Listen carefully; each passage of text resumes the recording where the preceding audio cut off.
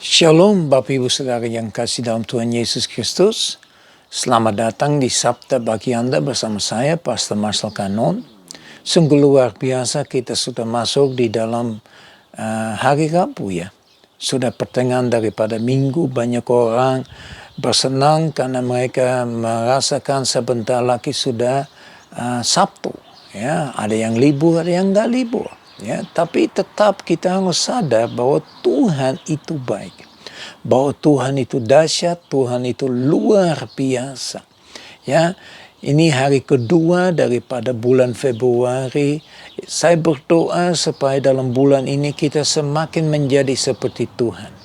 Semakin menjadi Kristus. Semakin menjadi seperti Petrus, Paulus, dan lain-lainnya. Ya, mari kita serius bersama-sama dengan Tuhan. Dan minggu ini dan minggu depan, beberapa minggu ini kita akan bahas tentang tingkah laku yang sesuai dengan firman Tuhan atau perilaku ilahi. Apa yang Tuhan minta daripada kita. Dan bersyukur kepada Tuhan untuk firman Tuhan. Karena disitulah ditulis dan kita dapat pelajari apa yang Tuhan sebetulnya mau daripada kita. Dan kita berfokus kepada Roma pasal yang ke-12, ayat yang ke-9, sampai dengan ayat yang ke-21. Ya, mari kita fokus. Apa yang kita sudah dapat pelajari selama minggu ini. Ya, di dalam Roma pasal yang ke-12. Ya, ini sungguh luar biasa karena Tuhan memakai Paulus untuk memberitahukan kepada umat yang tinggal di Roma, ya, apa yang mereka harus lakukan. Dan itu juga disampaikan kepada Bapak Ibu Saudara yang kekasih, termasuk kepada saya. Nah, kita sudah mulai dengan fokus kepada ayat yang ke-9. Dan ayat yang ke-9 berkata, hendaklah kasih itu jangan pura-pura. Bapak Ibu Saudara yang kekasih dalam Tuhan Yesus, apakah kita benar-benar mengasihi? Apakah kita mengasihi dari hati yang tulus? Apakah kita sungguh mengasihi sesama manusia? Sebagaimana Kristus, sebagaimana Allah Bapa di surga mengasihi saudara dan saya. Ya, jangan bermain-main, jangan menjadi aktor dan aktris. Ya, menjadi sandiwara, menjadi pura-pura, tetapi biar kasih itu benar-benar mengalir dari hati yang tengah. Dan kemudian kita belajar tentang yang kedua. Jauhilah ya, yang jahat. Ya, jauhilah yang jahat. Dan yang ketiga, lakukanlah yang baik. Jadi Bapak Ibu Saudara yang kekasih dalam Tuhan Yesus Kristus, sudah jelas sekali firman Tuhan berkata apa yang kita harus lakukan dalam beberapa ayat ini. Ya, ini baru satu ayat saja. Seberapa jauh kita taat melakukannya. Ya, kemarin kita fokus kepada yang jahat. Ya, kita membahas ya di dalam Galatia 5 ayat yang ke-16 sampai dengan ayat yang ke-21 kita menemukan kurang lebih 18 hal yang jahat. Kita hidup dalam dunia yang jahat, semakin jahat. Ya, firman Tuhan berkata yang jahat semakin jahat, bukan jahat semakin baik. Ya, makanya kalau orang berkata, oh dunia itu akan semakin baik. Tidak. Firman Tuhan berkata yang berbeda dari apa yang disampaikan. Makanya kita harus tegas ngomong sesuai dengan yang firman Tuhan menyatakan.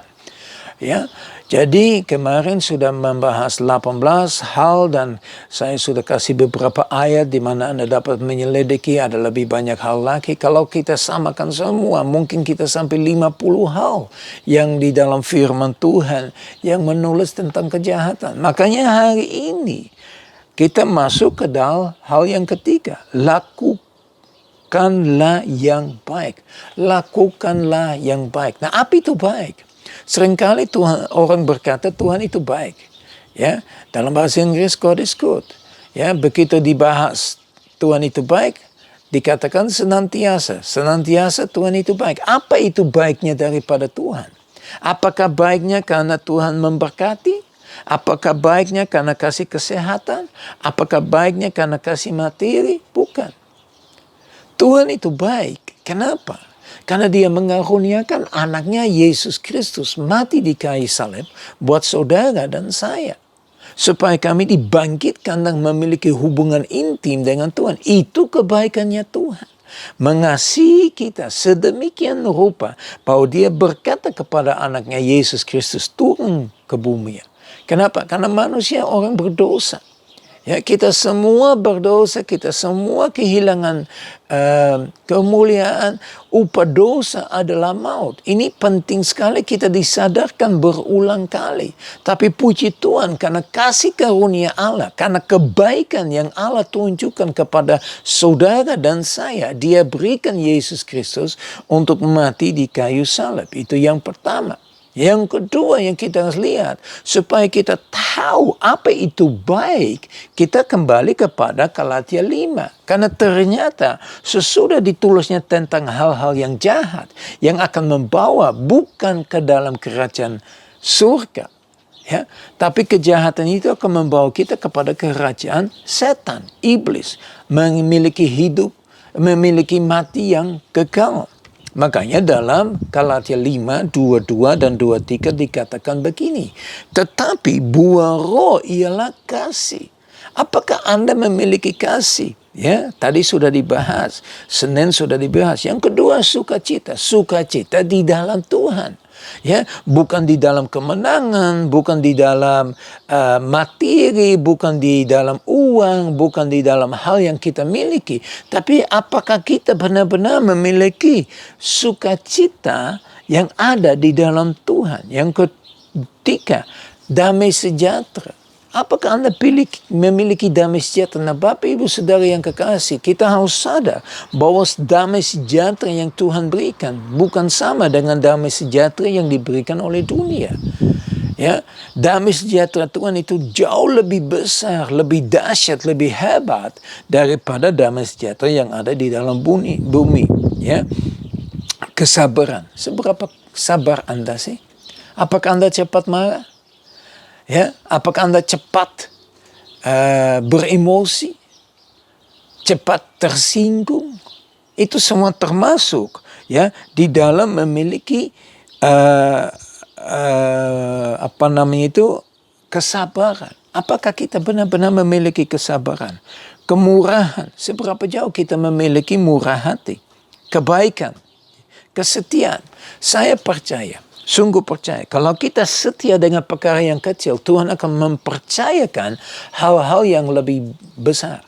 Ya, banyak orang mengatakan mereka mengasihi Tuhan. Nah, dengan kita harus setia. Ya, saya ingat beberapa hari yang lalu satu ketika saat itu saya dihubungin dan diminta untuk melayani. Padahal cuma ada 24 dikurangi 8, 16 jam. Nggak sampai. Karena masih ada hal-hal yang lain yang saya harus kerjakan dan sebagainya. Ya, jadi saya cuma ada beberapa waktu untuk benar-benar mempersiapkan. Nah, karena saya bilang ya saya siap untuk melayani, Tuhan benar-benar menyertai saya dengan begitu hebat. Karena kalau kita setia dengan perkara yang kecil, Tuhan akan menolong kita dalam perkara yang jauh lebih besar. Ya, seberapa jauh Anda setia dalam perkara yang kecil, dalam melayani Tuhan, dalam pekerjaan yang disediakan, ya. Apakah kita benar-benar setia, ya, kelemah lembutan? Dan yang terakhir, penguasaan diri. Apakah kita memiliki penguasaan diri? Seperti tadi saya sudah bilang, apakah Anda suka marah? Anda nggak sabar. Tapi lebihnya Anda tidak memiliki penguasaan diri. Itu hal yang baik. Ya, banyak orang yang memiliki kemarahan yang begitu besar, cepat marah, cepat kesel, cepat jengkel, cepat tersinggung. Itu semuanya kenapa? Karena tidak memiliki penguasaan diri. Ya, ingat 1 jam, ya, Anda marah, itu kehilangan damai sejahtera 60 detik, 60 menit. 1 jam kehilangan.